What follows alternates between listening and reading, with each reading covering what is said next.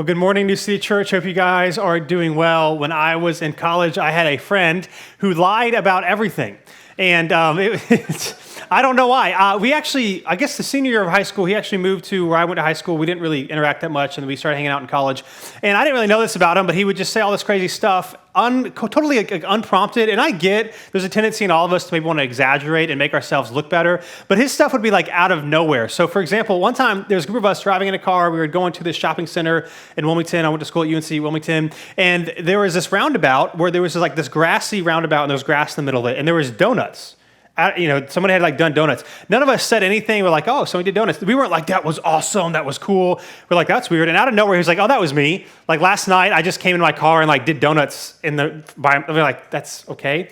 In Wilmington, you play volleyball a lot, and so sand volleyball is a thing. So we played it all the time. And one time we're playing, and again, out of nowhere, he says, I was a state volleyball champion when I lived in Texas, which would have been fine, except he also, we were playing volleyball together, so we actually could see you're not even that good. So I don't, he just all the time, the stuff would come, it's why would you lie? And so he would say anything he said after that point, I was like, I don't believe you. And what was crazy is some of the stuff he would say would kind of be out of nowhere, kind of be hard to believe. And so it was just really easy for him not to believe, or not really very easy for us not to believe anything that he said. And when you think about Jesus and the Christmas story and the various things around it, there are some pretty outlandish, pretty crazy, at least seemingly unnormal claims that happen. And so it's really easy to view what Jesus did when he came to be unbelievable. And so in this series, we're taking a few weeks this December and looking at some of the miraculous or maybe outlandish claims of the Christmas story. Last week, we looked about did Jesus actually exist? And today, we're looking at this question. Can we take the Gospels seriously? Now, the Gospels are the first four books in the New Testament: Matthew, Mark, Luke, and John. They are the story of Jesus and his teachings. And so we are looking at four different topics. By the way, as you leave today at the Connect table at the Teal Wall, we have a bunch of these books off the same four topics that we're talking of. It's written by Rebecca McLaughlin, and she's looking at a little bit of a deeper dive in some of these topics. If you're interested, totally free. Recommend you picking it up. It's super small, super easy to read. And she also looks at these same questions. And so for us, can we actually take them seriously? Now, the Gospels are really the reason for this Christmas season because they tell us the story of Jesus. And while the story of Jesus may be warming to our hearts and it might sound good and make us feel good or give us hope or give us joy, the question is, can it actually be trusted? Can it actually be trusted? And so today, I'm going to try to move a little bit quicker. It's going to be different than probably a typical sermon, but my hope and my encouragement is to encourage us as followers of Jesus as we look at this question. Now, the Gospels themselves at least claim to be trustworthy sources of information. For example, in Luke chapter 1, it'll be on the screen. By the way, all the verses will be on the screens today, so you can turn there if you want, or you can just read them on the screens. Luke says this. This is how the Gospel of Luke starts. It says, many have undertaken to compile a narrative about the events that have been fulfilled among us, just as the original eyewitnesses and servants of the word handed them down to us. So it also seemed good to me, since I have carefully investigated everything from the very first, to write to you in an orderly sequence, most honorable Theophilus, so that you may know the certainty of the things about which you have been instructed. Now, we don't know who Theophilus is. It's largely assumed that he was the one who financed Luke to investigate all these things, in which case Luke, because of that, wrote the book of Luke, and then he wrote the book of Acts, which is the story of the first century church and how it started. John, in John chapter 21, towards the end of the gospel, John, who was one of Jesus' disciples, he writes this: "This is the disciple who testifies to these things and who wrote them down. We know that his testimony is true, and there are also many other things that Jesus did, which if every one of them were written down, I suppose not even the world itself could contain the books that would be written."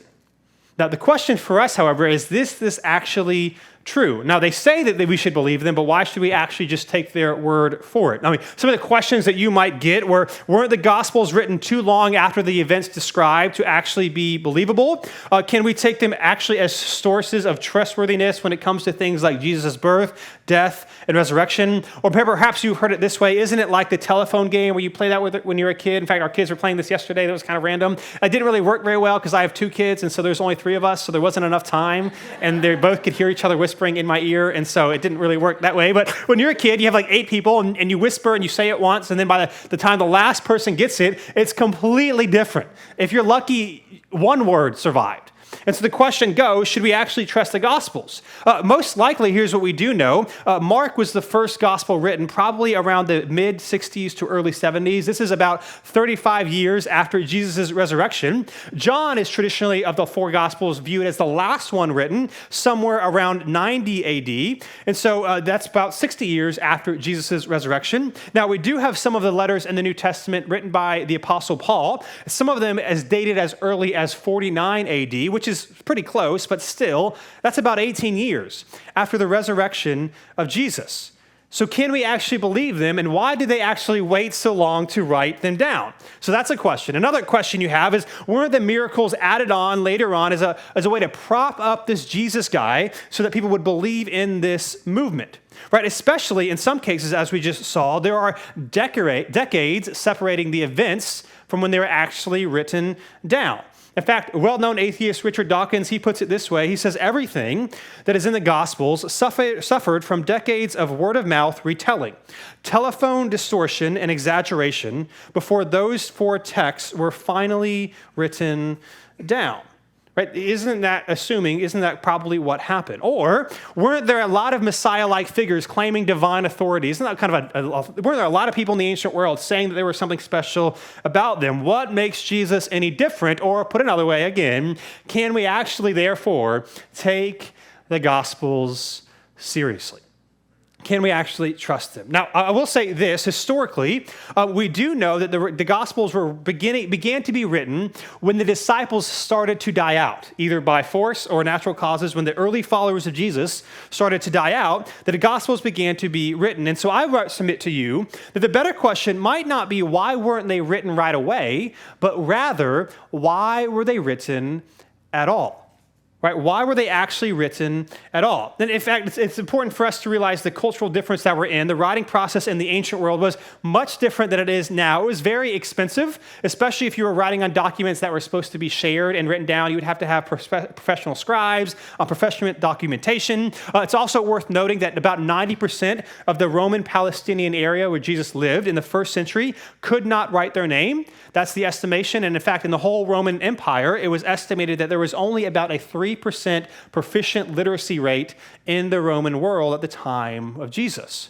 And so when we ask these questions, why wasn't it written down right away? I think it's helpful to know that unlike our culture today, where if it's not written down, it didn't count. Like if there's an HR complaint, if you talk with the employee or the employer, then they have to send a follow-up email to make sure it's written down. Or there's these loopholes and all these things in these legal documents that if it's not written down, it doesn't actually happen. In the ancient world, writing things down like that didn't actually help because most people couldn't read at all. In fact, if you were to only have things written down and not have things known that orally that people could talk about, they would think that was actually weird. And so it's a much different mindset today than it would have been back then because most people couldn't read and write anyway. Or the problem, again, with adding Jesus' miracles later on, that's another claim. Well, it was decades after the fact, and they kind of get bigger and bigger, and that is a understandable question. The only problem with that, or I'd say the biggest problem with that, is that the biggest miracle of Jesus, the resurrection, is attested to in the earliest writings. And so you would assume that might have been made a bigger thing later on, but yet the earliest writings we know of, which were written before the Gospels, talk about the resurrection. And I think it's just worth noting this, that unlike when we exaggerate stories to make ourselves look better, or like my friend in college who just completely lies out of nowhere, we do know this, that Jesus' followers in the first century were shunned and sometimes actually killed. It's worth remembering that the earlier leaders of the Jesus movement did not get any of the things that we typically desire. Like the big three things in life that people talk about that humans desire is sex, power, and money.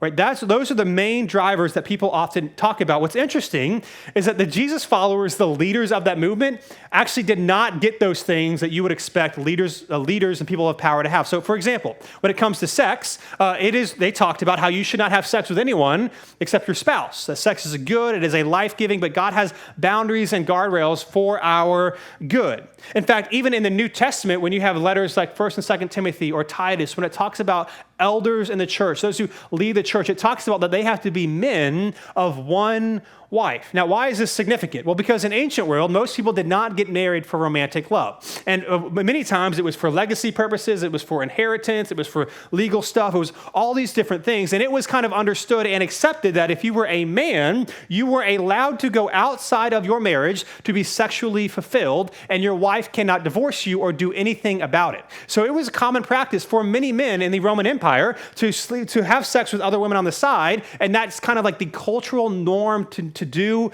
and to practice, and nobody would have argued with it. And yet to be a leader in the Jesus movement, you had to be a husband of one, you had to be faithful to your spouse and to your spouse only. Therefore, your sex life was restricted. It was less than what the average person might think about. Or when it comes to money, right? Giving to the poor and those who are in need were a hallmark, and they still are, of Christians, of those who follow Jesus. Now, we don't really understand how big of a deal this was because Christian influence has made this such a commonplace that we kind of forget, particularly in a society in the ancient world where pretty much everyone was paycheck to paycheck. It's rural, it's agricultural, you have no bank account, you have no savings, and so to be generous with what you have was a big deal because you did not know if you would have in the next month. And so if you read historically the rise of Christianity, this was a big reason that people were giving away their resources. They were adopting children, many times girls, who parents had left out to the elements because they wanted sons. They were taking them in. In fact, this became such a problem for the Roman Empire that in the 360s AD, Emperor Julian, who was the emperor of Rome at the time, wrote a letter that we still have to a pagan priest, and he was imploring him to initiate the practice of Christian charity because he wanted to bring about a revival of paganism in the Roman Empire. And now, of course, his plea failed because this kind of sustained sacrificial love cannot happen out of obligation. There has to be a desire to want to do it. But here's what he says to the pagan priest. He says it this way: when it came about that the poor were neglected and overlooked by the pagan priests, then I think the impious Galileans, he's referring to Christians, observed this fact and devoted themselves to philanthropy. In other words, the only reason they're doing this is they're trying to convert people. That's the only motivation. They don't actually care about people. It's just they know that if they're nice to them, that they'll convert them. And he says this: they support not only their poor, but ours as well. All men see that our people lack aid from us. So less sex, general population might assume, way less power, way less money. And then when it comes to power, many times they were beaten, mocked, and sometimes killed. At the very least, many Christians in first century Rome were ostracized from their community because of their allegiance to Jesus. And here's why. It's not that early Christians were anti-Rome or anti the emperor, but civic religion kind of ruled the day. So it's not that everyone was super devout pagans necessarily, but everything you do centered around the Roman gods and then also your local gods. And so events, workers' guilds, when you go to the meat market, everything had already been pre-sacrificed, if you will, which is why Paul talks about sacrifice to idols and eating the meat, why it's such a big thing in the first century world. But pretty much everything you did involved this. And so you would have to go through the motions if you're a Christian, kind of implicitly saying, I agree with this. A lot of Christians had problems with this, and so they did not interact and did not do many of the normal things that typical people living in the Roman areas did, which they were kind of viewed as anarchists by the leadership. They were viewed as problematic because they would not say these gods, not only did they not exist, but that even that Caesar himself was not God. And so a lot of the privileges, the best, see, our culture is so different, it's really hard for us to really understand this. The best example I could come up with is like when you go to a sporting event, right? They always play the national anthem. And you have some people that are like, hands, take the hat off, hand over the heart, you listen. You have some people that like don't really care. One time I was at a Duke football game, and like, who goes to those? I don't know, I was there. And we were walking like to our seats, we're like in the main concourse area, and the national anthem started, and my friend grabbed my hand, and he's like, Dylan, stay still, and like, go to attention. I was like, okay, yes, sir, which is fine. Like, I have nothing against that. But for us, again, it's patriotism, it's the Pledge of Allegiance. Like, there's nothing wrong with that. It's not worshiping the American God just to say the Pledge of Allegiance or to sing the national anthem. But in the Roman Empire, it wasn't just to a country, it was to a god, as if the god was the creator of everything. And so you can see how this could be problematic if you were to say, no, I'm not going to participate in that. People would assume that there's something up. And so they did not get any power. Money, sex, and power, that was not given to the leaders of the Jesus movement. Now, there were plenty of freedom fighters and self-proclaimed messiahs in the ancient world, even in the Roman Empire. But here's one of the profoundly unique things about Jesus. that historically, all of these Messiah-led movements, they all ended the same way. Either the leader was killed or he was deposed of, and the movement either died out or transferred leadership to somebody else, claiming that Jesus had risen from the dead and that people should continue to worship him and to follow him is incompatible with any historical figure that we know of. Now, you might have like stories of, the Greek and Roman pagan gods where people died and resurrected, and those mythologies, that's fine, but we don't have any historical record of anyone who actually existed after he died. His movement, even though other people led it, we're still saying, no, we're still going to worship that guy. It is completely unique to Christianity. And one last thing that's interesting is that the resurrection was first seen and heard by women. This is attested to in all of the Gospels. Now, this is significant because women in the first century in the ancient world, their testimony was not accepted in court. It doesn't matter how many women saw something, men would not believe it. They would not be attested to. It was just kind of the cultural assumption at that time. They were not to be believed. And so, to be frank, again, trying to make us understand how this would have been viewed in the ancient world, imagine, for example, a group of 4-year-olds running up to you and saying that somebody had risen from the dead. Now, it is awful to know that women's testimony was viewed like that by men in the ancient world, but it was. And so if somebody, again, that's the kind of the thing you're all kind of taught, that if my 4-year-old Roman came to me and said, hey, this person came out, I'm like, that's cute, buddy. No, I'm not going to listen to you, right? And so we have to ask this question. Why do all 4 Gospels present women as the first witnesses, knowing this is not going to help their cause? Why would they do that? It only makes sense if that is what actually happened. So should we believe the women in the Gospels? That's the question. In fact, even the disciples of Jesus were skeptical. And in Luke 24, it says this. It says, returning from the tomb, they reported all these things to the 11, so the disciples, and to all the rest. Mary Magdalene, Joanna, Mary, the mother of James, and the other women who went to the tomb and saw that it was empty, came to the disciples. With them were telling the apostles these things. But these words seemed like nonsense to them, and they did not believe the women. Now, to be fair, these men knew these women. I don't think it was just you're a woman, I'm not going to believe you. I think a lot of it was, what you're saying is simply not believable. I don't care who you are. So we must ask, why do, again, all 4 Gospels present women as the first witnesses? It must be because they are trying to communicate this is actually what happened, regardless if this looks like bad propaganda in the ancient world. In fact, this might be helpful to know. There are 3 things that all New Testament books have in common. They were all written in the first century. They were all eyewitness accounts or written from people who spent time with the eyewitnesses. And so Mark, for example, Peter was his primary source, or Luke spent time with the disciples, learning from them. They were either written by eyewitness accounts or people who spent time with the eyewitnesses. And last but not least, they were all largely circulated independently of one another. In other words, the Bible that we have in our current form wasn't canonized, if you will, until the 300s, and there's a lot of debates about why. People like to say things that simply aren't true about it. But one of the things that's fascinating to know is that in the ancient world, where there's no internet, there's no connection, all the 27 books in the New Testament that are in our New Testament somehow, some way, were largely circulated and taught on and preached on and read independently of one another. And so what I want to do here real quickly is I want to give you, for example, how can we actually read the Gospels and know if we should take them seriously? Well, one of the ways you can do that is by looking at the details that are described in the Gospels and ask yourself, are these details accurate? And how would they have known to put them in there if they were written from people hundreds of years later or 100 years later in places not even close to Judea? So what I want to do first is I want to look at one of the miracles, in fact, the only miracle that is actually recorded in all 4 of the Gospels. It's the feeding of the 5,000. So whether you're completely new to church or you've been in your church since you were a baby, most people are familiar or at least heard of the feeding of the 5,000, where Jesus miraculously feeds all these people. Now, here's the thing. We cannot prove a miracle occurred. Nobody can, but we can ask this.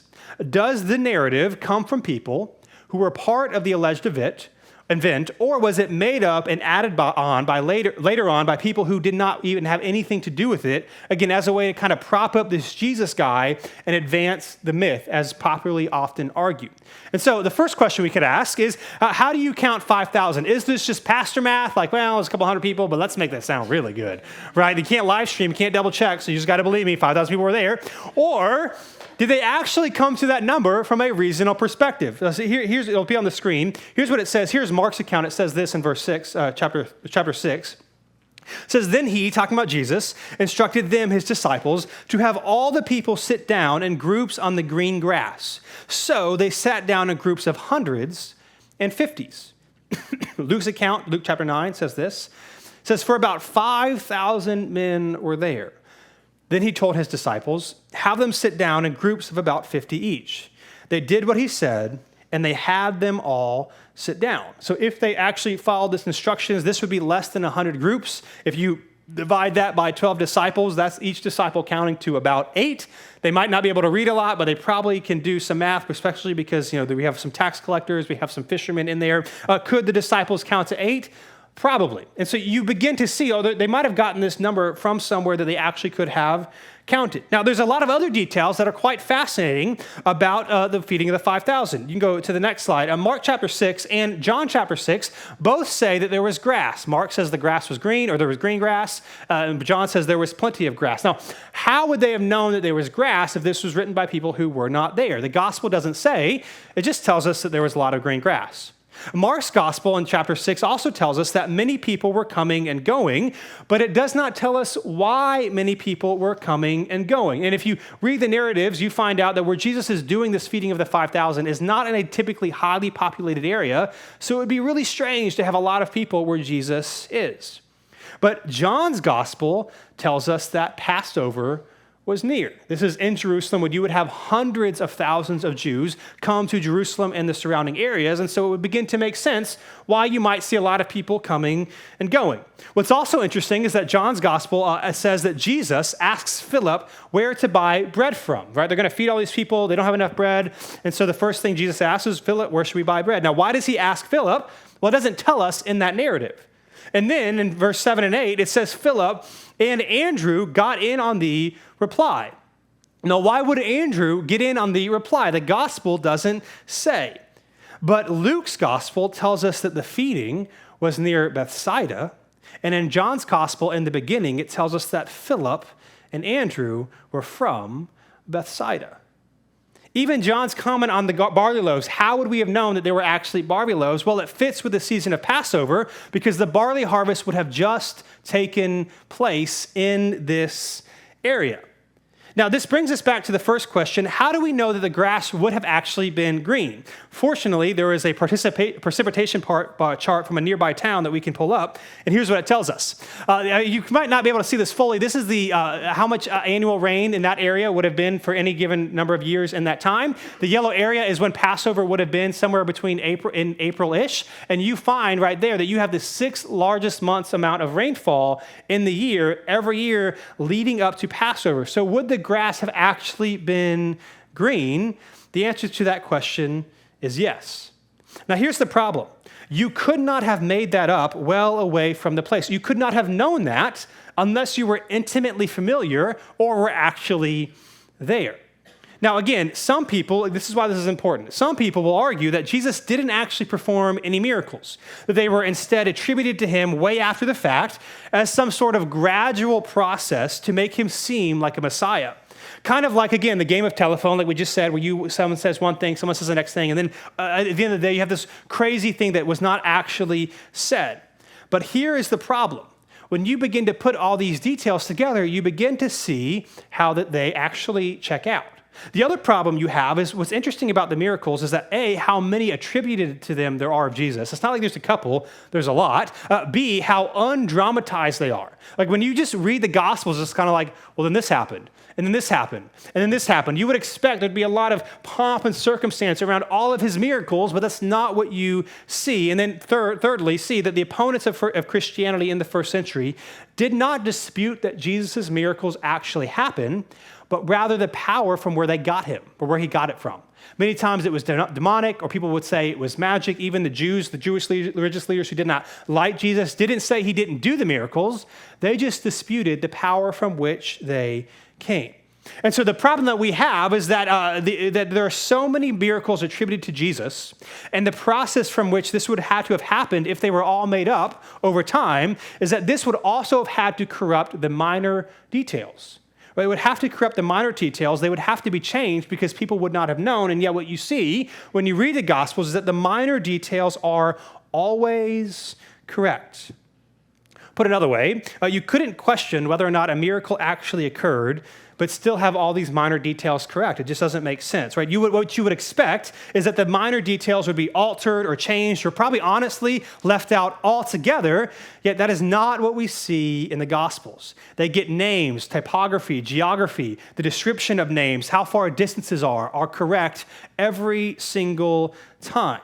Right? In fact, it is far more likely, again, that you would get the main miracle correct, that this thing actually happened or the proposed event actually happened, and that you would get all the minor details wrong because it would have changed over time or was completely made up by people who weren't actually there, which means, again, if the Gospels could get the minor details correct, it's at least logical and reasonable to believe that they could also get the major details correct. Take, for example, how Jesus was referenced in the Gospels. I'm going to move through quickly. I know this is a lot of information, but if you stick with me for the next 5 minutes, you'll see how this pays off really, really well. What's fascinating is that in the Gospels, how Jesus is referred to when the Gospel writer is telling us a story about Jesus, is different than how Jesus is referred to in quoted speech. In other words, for example, in Matthew 27, get my notes right here. 16? Is that where you're at? Yeah. Matthew 21, verse 6. Is that where you are? Yeah. Well, here's what you see. It says this. The disciples went and did just as Jesus directed them. So anytime the narrator is telling us about Jesus, he just says Jesus. He doesn't disambiguate his name. He doesn't give us any qualifiers because we know who we are reading about. Now, what's fascinating to understand is that in this first century, it is estimated that the name Jesus was about the 6th most common name in the Palestinian area, which means whenever somebody was talking about Jesus, you would have to disambiguate somehow. Otherwise, people would not know who you are. Yet the narrative writers only just call him Jesus in quoted speech, or when they're talking about it, but then in quoted speech, it changed. So for example, in Matthew 21:11, it says this, the crowds were saying, this is the prophet Jesus from Nazareth in Galilee. This is the story when Jesus makes his triumphal entry into the Jerusalem temple. So whenever people talk about Jesus, he's given a qualifier, but then in verse 12, when it goes back to just the narration, it says this, Jesus went into the temple. And so when we read, it's obvious which Jesus we're talking about. But for the crowds back then, they would have had to differentiate who they were speaking of because Jesus was a very common name. And what we see is throughout the Gospels, how people spoke to Jesus, who not only was he given a qualifier, but he was spoken of as in an authentic way in the region that he was in. So let me give you another example. In Matthew 26, Jesus is on trial with Pilate after he's been betrayed. It says this, Jesus told him. So the narrator simply tells us Jesus is talking to Pilate. He doesn't disambiguate because he's simply telling us a story about Jesus. But then a few verses later, it says this. Now, Peter was sitting outside in the courtyard. A servant girl approached him and said, you were with Jesus, the Galilean. Now, not every Jesus comes from Galilee, and so this woman distinguishes which Jesus she is referring to. And then a few verses later, Peter is confronted again by another woman. It says this, another woman saw him and told those who were there, this man was with Jesus the Nazarene. And then the narrator simply keeps telling us the story. When they're talking to someone about Jesus, they have to disambiguate. In fact, it says this in verse 75, and Peter remembered the words Jesus had spoken. Before the rooster crows, you would deny me 3 times. Again, there's no disambiguation because the narrator is simply telling us a story about Jesus. The way the characters speak is one way. The way the narrator speaks is another. I'll give you another quick example. Later on in Matthew 27, the next chapter, Jesus is with Pilate, and again, he's on trial. It says this. So when they had gathered together, Pilate said to them, who is it you want me to release for you? Barabbas or Jesus, who is called the Christ? Pilate is in front of the prisoners. They do an annual, once a year, at Passover, they allow one prisoner to go free. So he's asking them, who do you want me to release? And then it says this in verse 22, Pilate asked them, what should I do then with Jesus who is called the Christ? Now again, not every Jesus had the name Christ or the Messiah associated with him. And so Pilate here is distinguishing. Verse 37, a few verses later, it says, above his head, when he's hung on the cross, they put up the charge against him in this writing. This is Jesus, the King of the Jews. Not every Jesus is claiming to be the King of the Jews. In fact, this is pretty funny. In Matthew 28, it says this, the angel told the women when they were at the tomb trying to tend to Jesus' body, don't be afraid because I know you are looking for Jesus whom was crucified. So even the angel speaks and has to distinguish that Jesus who you're talking about is the one that you thought had been crucified.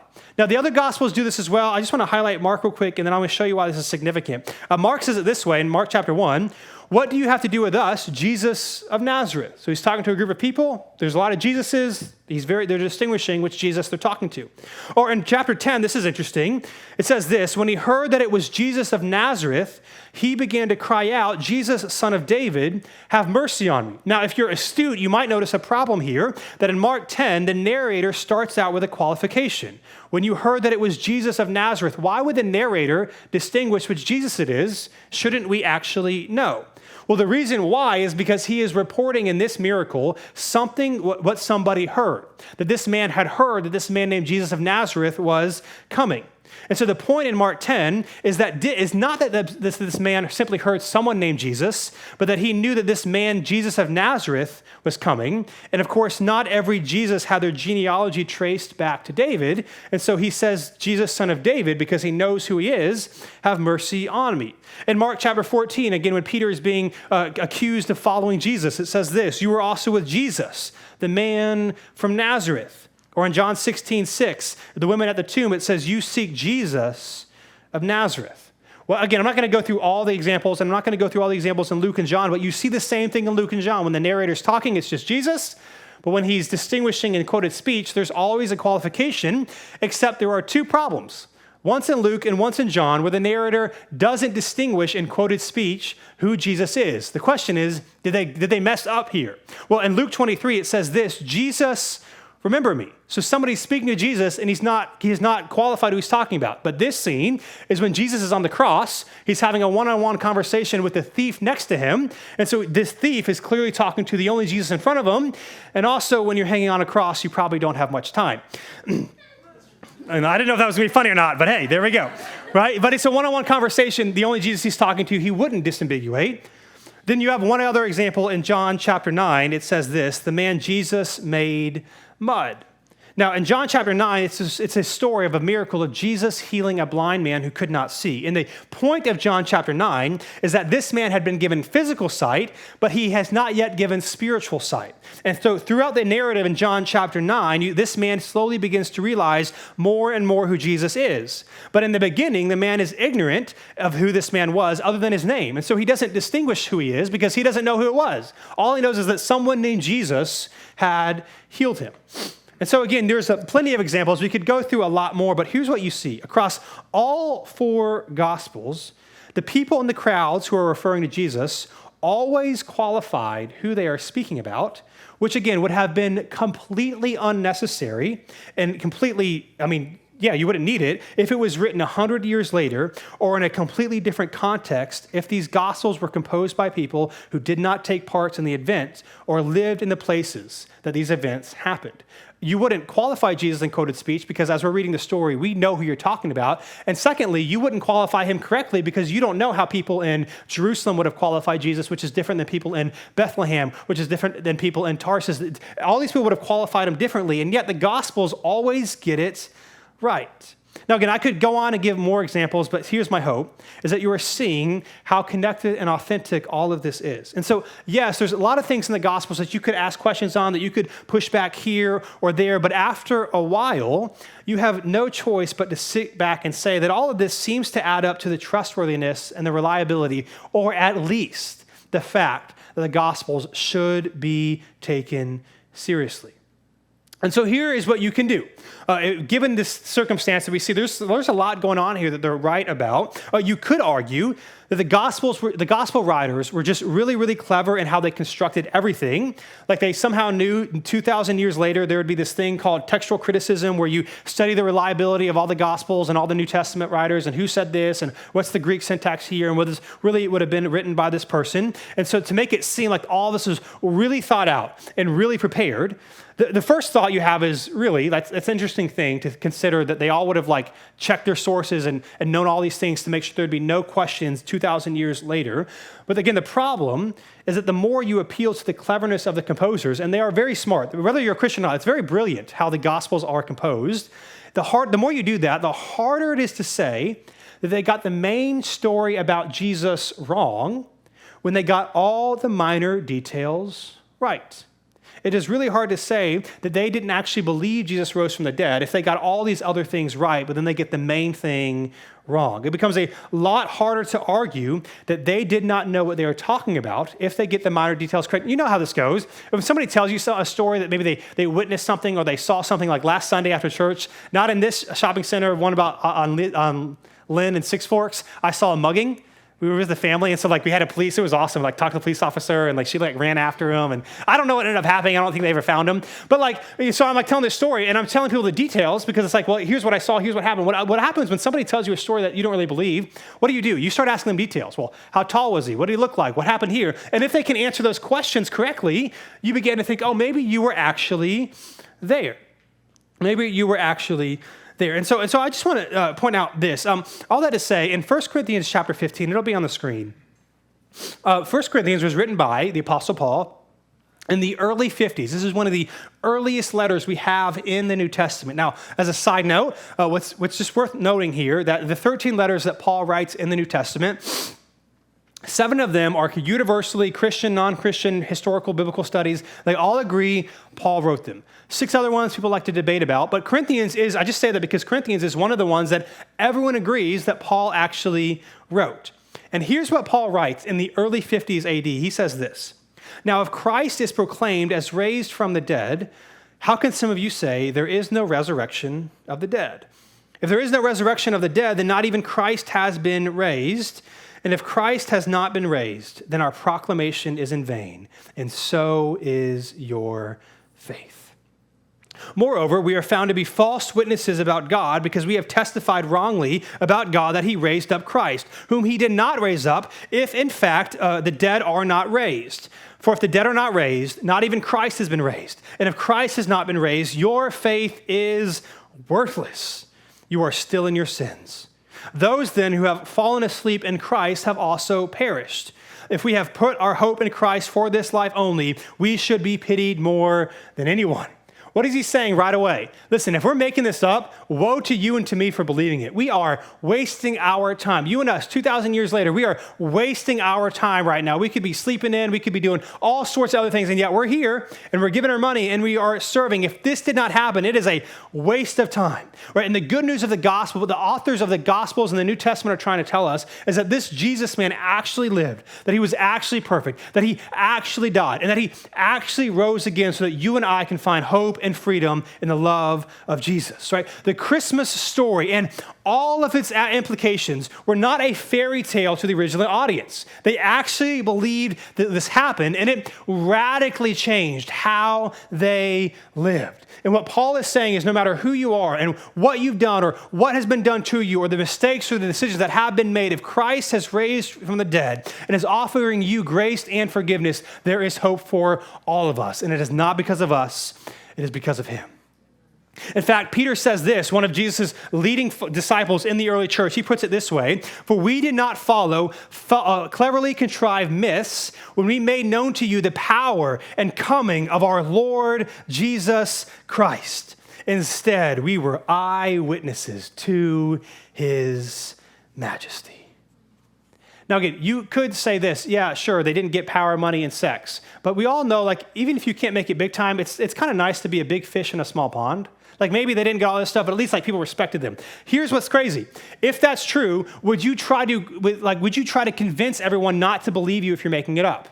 I don't think so. I don't think Paul and Peter would be going around saying, hey, let's trick everybody, but then let's tell them all that we're lying. Like, I don't think they would do that. Well, they're trying to plead with people saying, hey, we're not making this up. And if you think we are making this up, you shouldn't be here and you should stop wasting your time. What Peter and Paul and the gospel writers and the other New Testament writers are telling us is that they think this actually happened, that Jesus actually came, that God became a man, and the man named Jesus lived a perfect life and died for you and I, took these sins of the world so that we can experience grace and freedom and love. And so I know I've shared a lot of information. Here's how I want us to close this morning. Here's just what I want us to think about. That there are often two explanations given as to the New Testament authors that people often use to explain Christianity and the motive by which the New Testament authors wrote the Gospels and the other New Testament books. So one of two things. One is that they were really gullible, as religious people often are. They weren't really paying attention to the details. They just wanted to promote this Jesus guy and start their own religion. And also aren't most religious people, like, they're just afraid to face, life. And so they just want to make themselves feel better. And so that's what these guys were. And so over time, this thing got crazy and crazier. And so they just did it. They didn't really know what they were talking about, and they couldn't control it, and so it is what it is. That's one myth, or that's one explanation. They were just gullible. They just wrote stuff. They wanted to trick people. The second one is the conspiracy theory one that says that they were really clever in how they constructed everything. And by the way, Christian or not, they were very clever. They were very wise. They were very brilliant in how everything is constructed.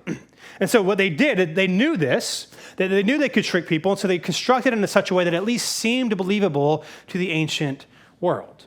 But here's the problem. Those two explanations are fundamentally in tension with each other. They cannot both be true. And what I have experienced in my own experience is that people will often use one of these examples to talk about one part of the Bible, and they'll use like the kind of gullible, who actually believes this, they just kind of wrote it down. But the other parts of the Bible, they'll use the kind of very clever kind of conspiracy theory, they're just trying to trick people here. Those things are in fundamental tension. They can't both be true. Either one is true or the other is true. And here's just what I want to submit to you this morning. Not to try to convince you that if you have questions and doubts, how dare you, I totally get it. But when we look at the reliability, and should we at least take the Gospels seriously, here's what I would say. Why not just take the middle road between the two options of really clever and really gullible? And that is perhaps that these guys were just ordinary people who weren't particularly stupid or particularly smart, and were just saying what they think really happened. Hey, thanks so much for checking out this video. We upload new videos every week to help encourage you in your faith in Jesus, so be sure to subscribe to this channel so that you'd never miss a thing.